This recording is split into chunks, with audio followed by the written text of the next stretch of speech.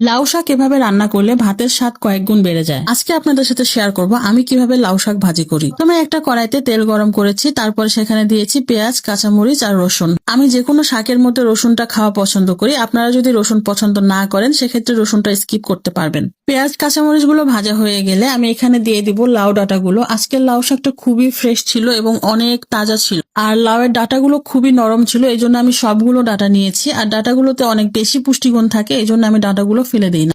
আমি শাকে অল্প সামান্য হলুদ ব্যবহার করি, আর এটা দিলে কালারটা খুব সুন্দর আসে এই জন্য। তারপরে দিয়ে দিব স্বাদ মতো লবণ। এই পর্যায়ে আমি কিন্তু কোনো রকম আর অন্য মশলা দিব না। আমি শাকে সবসময় মশলা কম খাওয়ারই চেষ্টা করি। আজকে লাউ কিন্তু আমি আলু দিয়ে ভাজি করব, আর আলু দিয়ে কিন্তু শাক ভাজি একটু নরম নরম হয়, এই জন্য খেতে ভালো লাগে। লাউ ডাঁটাগুলো যেহেতু অনেক সুন্দর নরম, এই জন্য আমি আলাদা করে লাউ ডাঁটাগুলো সামান্য পানি দিয়ে সেদ্ধ করে নেই, তারপরে শাকটা দিয়ে দিই।